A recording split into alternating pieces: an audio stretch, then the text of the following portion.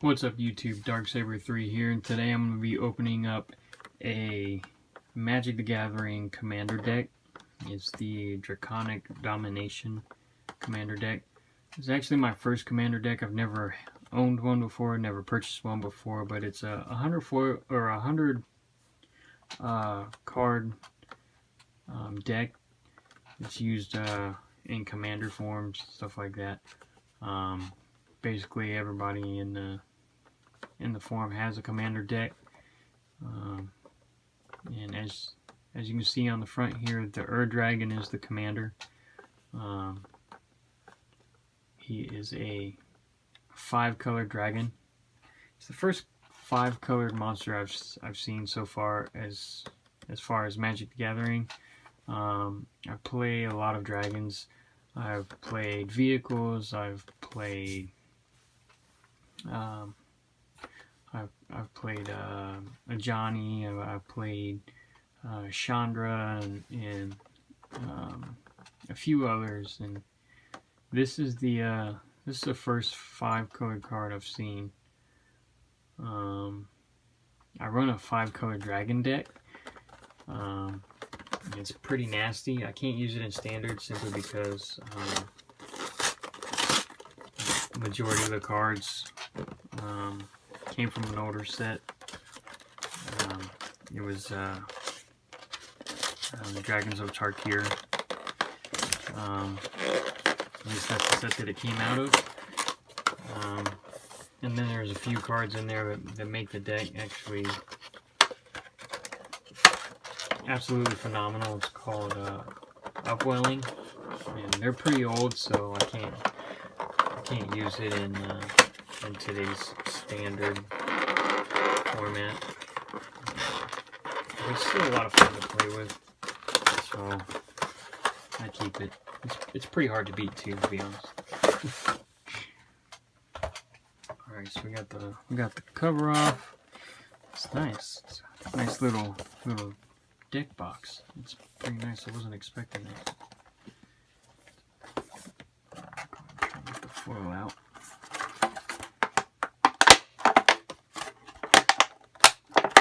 Without damaging the product.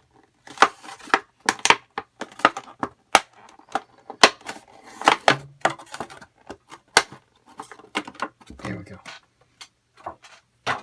Alright, so this is the oversized foil commander card. As you can see, it's the size of my hand. Sorry, I got some paint on me. I was painting the room earlier today, finishing up the paint job my wife wanted me to do. But yeah, it's just amazing card. So powerful. It's 4 of any mana, and then 1 white, 1 blue, 1 black, 1 red, and 1 green. It's a legendary creature dragon avatar, and its ability is Eminence. As long as the dragon is in the command zone or on the battlefield, other dragon spells you cast cost 1 less mana, or 1 less to cast. Has flying, and then whenever 1 or more dragons you control attack, draw that many cards, then you may put a permanent from your hand onto the battlefield. So that's pretty powerful card there. And then not to mention he's a 10/10, which is pretty beast. I think the highest I've seen is a 15/15.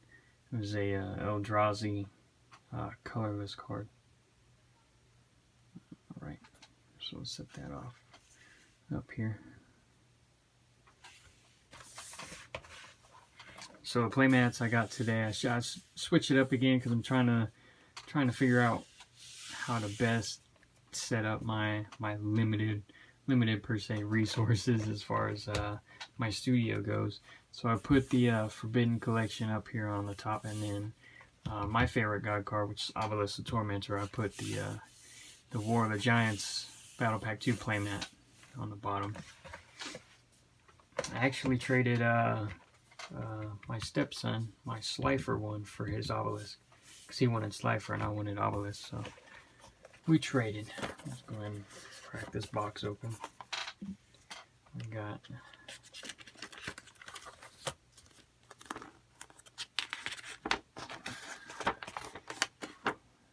playing the deck. So it tells you how to use the deck. Oh, that's pretty cool. On the back we got the Dragon story. It's pretty cool.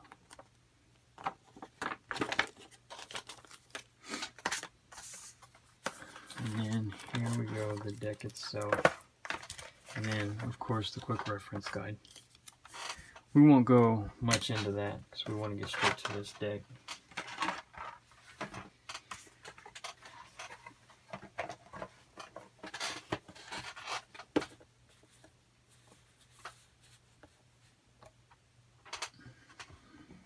And then for today's deck, I have some matte black sleeves from Ultra Pro. Shout out to Ultra Pro, they make some great products, and that's pretty much the only sleeves that I buy is from Ultra Pro. But when I first started, getting sleeves and everything like that, it was always, whatever's cheapest. But I learned, mistakes. I've learned that Ultra Pro is the way to go. So, alright, let's go ahead. Gosh, this deck is massive. 100 card deck. Alright, let's break into it. Our commander, the Dragon. We already went over him. Second foil card we have is Okagachi. Vengeful Kami. There's 5 color too. Wow. 1 of any, and then 1 white, 1 blue, 1 black, 1 red, and 1 green. It's a legendary creature, Dragon Spirit. It's also a mythic. Flying with trample. 6/6. Whenever Okagachi Vengeful Kami deals combat damage to a player, if that player attacked you during his or her last turn, exile target non-land permanent that player controls. That's a pretty good effect. Whoops. So that's what you don't want to do, is drop your cards. Alright, nice. So this is one of the beast cards from the deck. It's Ramos Dragon Engine. It's a legendary artifact creature dragon. 6 of any mana.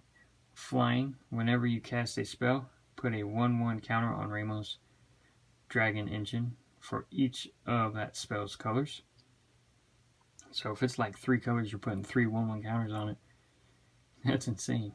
And remove 5 +1/+1 counters from Ramos. Add 2 white, 2 blue, 2 black, 2 red, 2 green to your mana pool. Activate this ability only once each turn.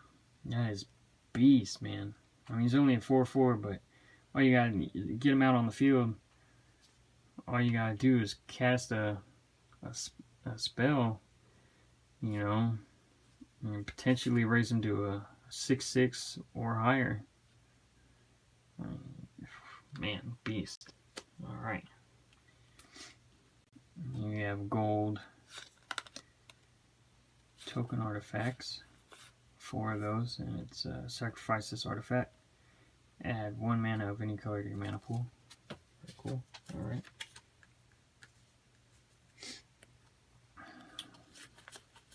Five. Oh, there's another gold. So we got 5 total, not 4. 5 golds, and then 5 of the Cat Dragon. It's a token creature Cat Dragon with flying, and it's a 3/3. Nice. I guess we'll put those tokens up here. Going to the rest of the deck. Curse of Aborcity. Each player, enchant player, because it's enchantment. Whenever enchanted players attack, draw a card. Each opponent attacking that player does the same. Curse of Opulence. Enchant player. Whenever enchanted player is attacked, create a colorless artifact token named Gold. So there's our artifact creator, or our token creator. It has sacrifice sort of. Yeah, we know the effect, we just went over it. So Curse of Bounty. Enchant player. Whenever enchanted player is attacked, untap all non-land permanents you control. Each opponent attacking that player untaps all non-land permanents he or she controls. Herald's Horn. artifact as Herald Horn enter the battlefield. Choose a creature type, so like dragon, cat dragon, whatever.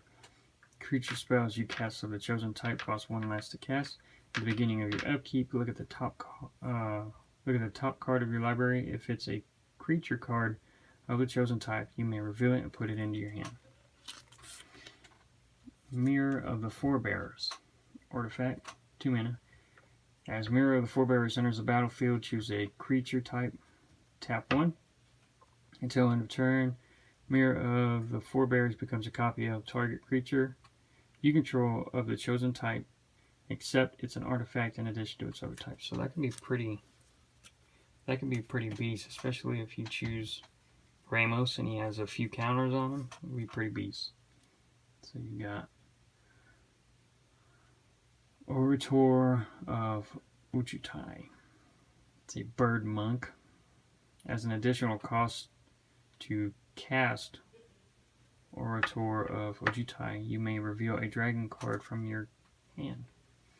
Nice. It's a defender with flying. 0/4, obviously. It's a defender.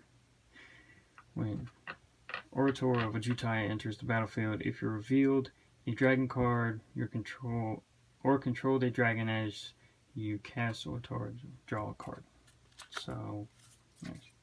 Alright, so this is a good reprint. A very good reprint.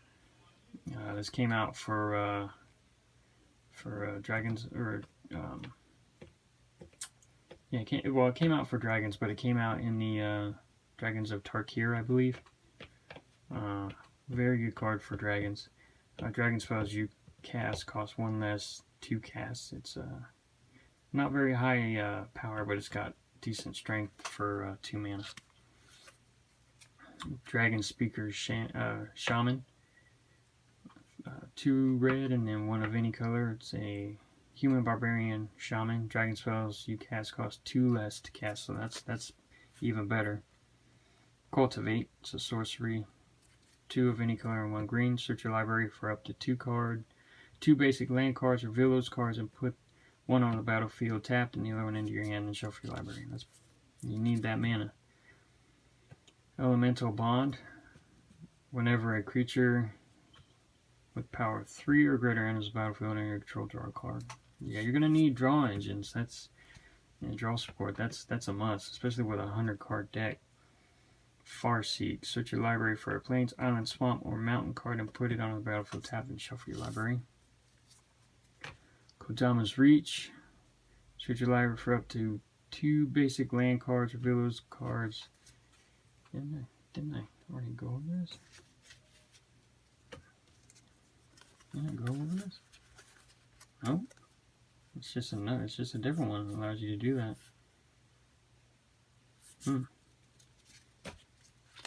I mean, you need them, so. Rain of Thorns. Choose 1 or more. Destroy target artifact, destroy target enchantment, destroy target land. Well, I mean, I wouldn't. I mean, you're paying 6 mana for this thing. You better choose all 3. Shoot. Here we go. Savage Ventmaw. I have a copy of this in my dragon deck. So, flying. Savage Ventmaw attacks. Add 3 red, 3 green to your mana pool until the end of the turn. This mana doesn't empty from your mana pool as steps or face in. Armillary Sphere. Tap 2 and then tap this card and you sacrifice Armillary Sphere. Search your library up 2 basic land cards, reveal them and put them in your hand, then shuffle your library. Commander's Sphere. Tap, add to your mana pool 1 mana of any color in your commander's color identity. So that'd be 1 of 5. Then you can sacrifice this card and draw a card. Darksteel Ingot. It's indestructible artifact. Tap it. Add 1 mana to your mana pool. Any color. Dreamstone Hedron. Wow, 6 mana. Okay. Tap it and add 3 diamonds. I guess. To your mana pool. Tap 3. Tap this card. Sacrifice. Add 3 cards. Or draw 3 cards. Nice. Lightning Greaves. It's the equipment artifact. Equipped creature has haste and shroud. Cannot be the target of spells or abilities. Nice. Equip cost of 0. That's good. Hail Spell Bomb. Tap it, sacrifice this card, exile all cards from target player's graveyard. That's nice. Sol Ring artifact. It's another diamond, so we'll have to look that up and verify what it is. Wayfarer's Bauble. I guess. I don't know how to pronounce that name seriously. Tap 2 and then tap this, sacrifice this card, search your library for a basic land card, and put that card on the battlefield. Tap and shuffle your library. That's not bad. Another search. 1, 2, 3, 4, 5. Mountain. Fortunate Few. Choose a non-land permanent you don't control. Then each other player chooses a non-land permanent he or she doesn't control that hasn't been chosen this way. Destroy all other non-land permanents. Wow. That's pretty beast. Scale Lord Reckoner. It's a dragon. 4/4 with flying. Whenever a dragon you control becomes a target of a spell or ability an opponent controls, destroy target non-land permanent that player controls. Kindred Discovery. As Kindred Discovery enters the battlefield, choose a creature type. Whenever a creature type you control of a chosen type enters the battlefield or attacks, draw a card. Boneyard Scourge. It's a zombie dragon. Nice. Flying, 4/3. Whenever a dragon you control dies while Boneyard Scourge is in your graveyard, you may pay 1 of any and 1 black. If you do, return Boneyard Scourge from your graveyard to the battlefield. Nice. Territorial Hellkite. It's a 6/5. Nice. For 4? Wow. That's a really good cost for the power and strength of this card. That's flying and haste at the beginning of combat. On your turn, choose an opponent at random that Territorial Hellkite didn't attack during your last command. Territorial Hellkite attacks that player this combat if able. If you can't choose an opponent this way, tap Territorial Hellkite. That's a good effect. Fractured Identity. Exile target non-land permanent. Each player other than its controller creates a token that's a copy of it. Taigon Ojutai Master. Legendary creatures, a 3/4 instant. Sorcery and dragon spells you control can't be countered by spells or abilities. Whenever you cast an instant or sorcery spell from your hand, if this card attacked this turn, this spell gains rebound. Exile the spell as it resolves. At the beginning of your next upkeep, you may cast that spell from exile without paying its mana cost. Alright, so here's the card that creates the cat dragon tokens. Orshitora Nekora Queen. That's a mouthful. 5/4 legendary creature cat dragon flying with trample. Whenever Wasitora Nekoru Queen deals combat damage to a player, that player sacrifices a creature. If that player can't, you create a 3/3 black, red, and green cat dragon creature token with flying. Wow. Oh, and then another mythic. I didn't realize there was more mythics in this. So, Ryusai the Falling Star. Legendary dragon spirit flying. When Ryusai the Falling Star dies, it deals 5 damage to each creature without flying. Nice. It's a 5/5. Bam. There's a lot of mythics in here. Scourge of Valkus. Flying. Whenever Scourge of Valkus or another dragon enters the battlefield under your control, it deals X damage to target creature or player, where X is the number of dragons you control. Tap a red Scourge of Valkus, get +1/+0 until end of the turn. That's a beast of a card. Another mythic. Old Flower Hellkite. Bang. 8 mana to cost this. Fairly good. Whenever a dragon you control attacks, create a 6/6 red dragon creature token with flying. That's a hell of a card. That is one hell of a card. It's part of my language. I apologize, everybody, for my foul language. That is absolutely worth it for the 8 mana. Put a 6/6 red dragon creature token with flying onto the battlefield whenever this card attacks. Or whenever a dragon creature period attacks. So this card could attack and create a token by its own effect. Sunscorched Regent. It's a 4/3 dragon with flying. Whenever an opponent casts a spell, put a 1/1 counter on this card and you gain a life.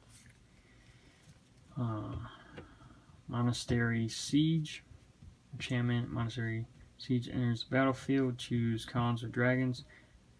Cons, at the beginning of your draw step, draw an additional card, then discard a card, or dragons. Spells your opponent casts that target you or a permanent you control cost 2 more to cast. Probably go with that one. Crux of Fate. I have this as a side deck card for my dragon deck. It's choose one, destroy all dragon creatures, or destroy all non-dragon creatures. I mean, unless they're playing dragons, that's something they don't want you to get out because they're going to be hurting pretty badly. Deathbringer Regent. It's a 5/6 dragon with flying. When Deathbringer Regent enters the battlefield, if you cast it from your hand and there are 5 or more other creatures on the battlefield, destroy all other creatures. Painful Truths. Converge. You draw X cards and you lose X life, where X is the number of colors of mana spent to cast Painful Truths. So you just pay 1. One of the same color. That's too easy. Palace Siege. As Palace Siege enters the battlefield, choose cons or dragons. Cons, at the beginning of your upkeep, return target creature card from your graveyard to your hand. Dragons, at the beginning of your upkeep, each opponent loses 2 life and you gain. So I'd go for the second again. Crucible of Fire. Dragon creatures you control get +3/+3. As you can see, it doesn't say until the end of the turn. So that +3/+3 is there to stay.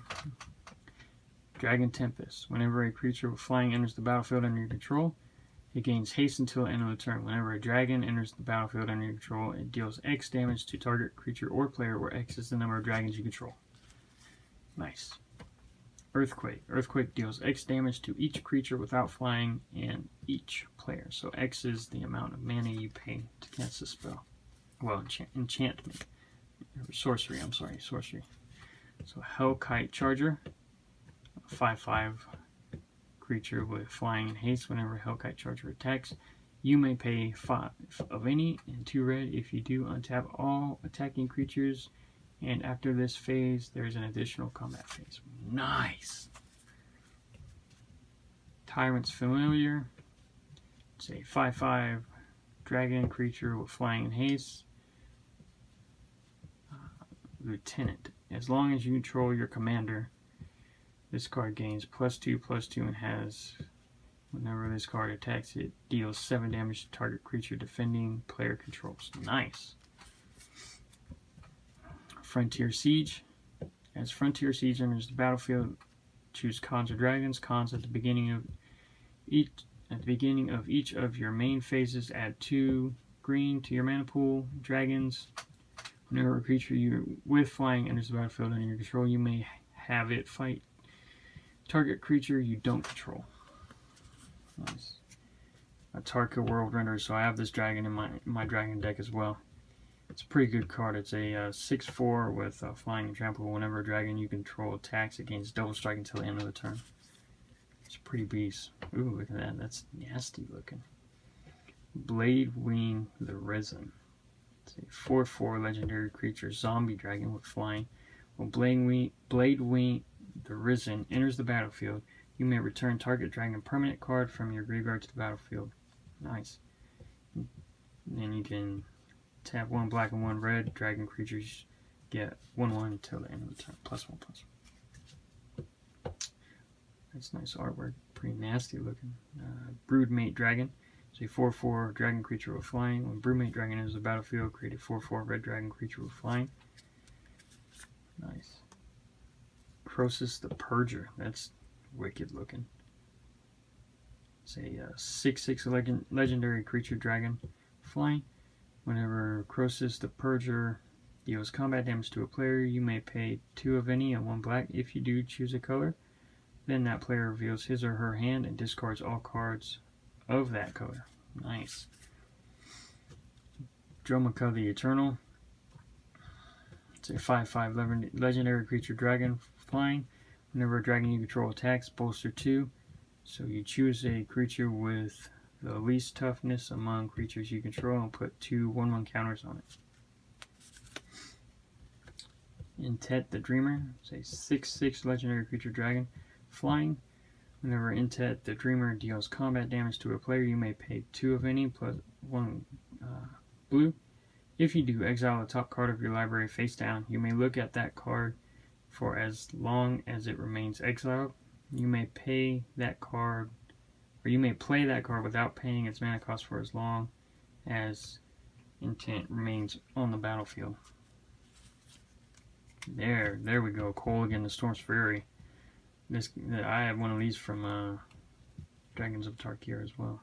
I think it was Dragons of Tarkir. It's a 4/5 legendary creature dragon. Flying, whenever a dragon you control attacks, creatures you control get +1/+0 until the end of the turn, then it has dash. Pay 3 of any and a black and a red. You may cast this spell for its dash cost. If you do, it gains haste and it's returned from the battlefield to the owner's hand at the beginning of the next end step. Ooh, that's a nice one. It's Niv Mizzet, Dracogenesis, or Draco Genius. It's a 5/5 legendary creature dragon wizard. It's a dragon wizard with flying. Whenever it deals damage to a player, you may draw a card, and then you can activate its effect by tapping a blue and red, and then it deals 1 damage to target creature or player. So you can activate its ability and then draw a card, and then tap with it and hit the opponent for damage, and then draw more cards. It's pretty dope. Ojutai Soul of Winter. It's a 5/6 legendary creature dragon with flying and vigilance. Whenever a dragon you control attacks, tap target non-land permanent an opponent controls. The permanent doesn't untap during the controller's next untap step. Jeez, I can't even read right now. I'm just like, all these dragons. Oh. Scion of the Dragon. It's a 4/4 legendary creature dragon avatar with flying. Tap 2 and search your library for a dragon permanent card and put it into your graveyard. If you do, Scion, the Dragon becomes a copy of that card until the end of the turn. Then shuffle your library. That could be pretty useful. Silumgar the Drifting Death.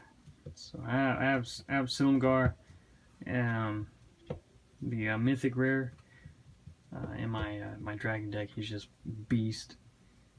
3/7 legendary creature dragon with flying hexproof. Whenever a dragon you control attacks, creatures defending player controls gets -1/-1 until the end of the turn.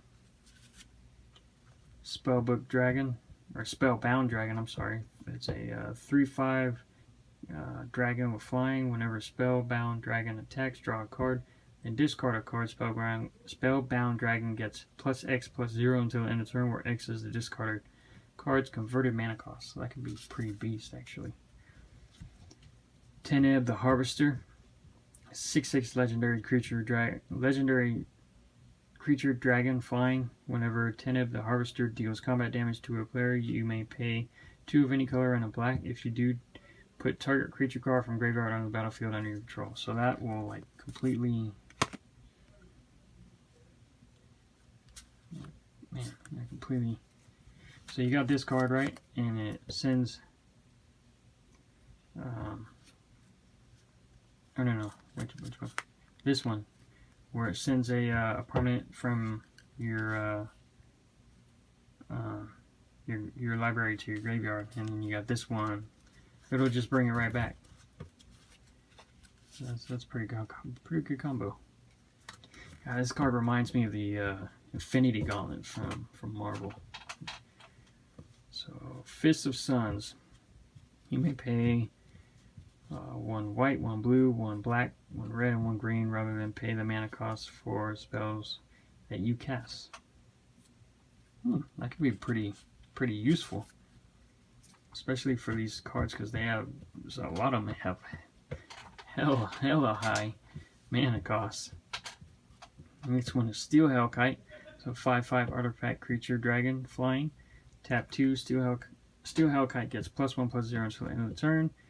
Tap X, destroy each non-land permanent with converted mana cost X whose controller was dealt combat damage by Steel Hellkite this turn. Activate this ability only once each turn. So X is the combat damage, or X is the amount you tap. So the converted mana cost would be X of as many as you tap for the cost. Crucible of the Spirit Dragon.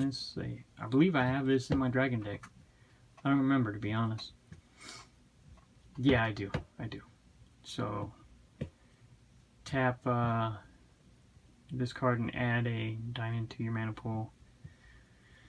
Tap 1 and tap this card, put a storage counter on Crucible of the Spirit Dragon, and you tap this card, remove X amount of storage counters from Crucible of the Spirit Dragon, add X mana in any combination of colors to your mana pool, spend this mana only to cast dragon spells or activate abilities of dragons. So this is the one that I don't have in my dragon deck, Haven of the Dragon Spirit. Tap this card, add one diamond, I get diamond or energy or whatever it is, to your mana pool. Tap this card, add 1 mana of any color to your mana pool. Spend this mana only to cast a dragon creature spell. And then you can tap 2 and this card. Sacrifice this card and return target dragon creature card or Eugen Planeswalker card from your graveyard to your hand. The reason why I don't run this card is because I don't have Eugen, because that's the only reason why I would use it. 1 mountain, 1, 2, 3, 3 swamp, that's it. 1, 2, 3 forest, 1, 2, 3 plains, 1, 2, 3 islands. Wow, that's crazy. There's not much mana in this. Basic mana, to be honest. Path of Ancestry. Passive Ancestry enters the battlefield tapped. Tap it. Add 1 mana to your mana pool of any color in the commander's color identity when the mana is spent to cast a creature spell that shares a creature creature type with your commander's scry 1. Arcane Sanctum. It's a land arcane. Enters the battlefield tap. Tap this card and add white, blue, or black to your mana pool. Command Tower. So tap this card and add to your mana pool 1 mana of any color in your commander's color identity. Crumbling Necropolis. Enters the battlefield tap it and add blue, black, or red to your mana pool. Frontier Bivouac. I believe that's how you pronounce it. Frontier Below. Enters the battlefield tap this card. Add a red, blue, or green to your mana pool. Jungle Shrine. Enters the battlefield tap it and add a red, green, or white to your mana pool. Mystic Monastery. Enters the battlefield tap, and you tap this card to add a blue, red, or white to the mana pool. Nomad Outpost. Enters the battlefield tapped. Tap this card and add a red, white, or black to your mana pool. Opulent Palace. Enters the battlefield tap. Pretty sure we had one of these already. Tap it and add a black, green, or blue to the mana pool. Sand Steep Citadel. Enters the battlefield tap it and add a white, black, or green to the mana pool. Savage Lands enters the battlefield tap it and add a black, red, or green to the mana pool. Seaside Citadel. Enters the battlefield tap it and add a green, white, or blue to the mana pool. Vivid Crag.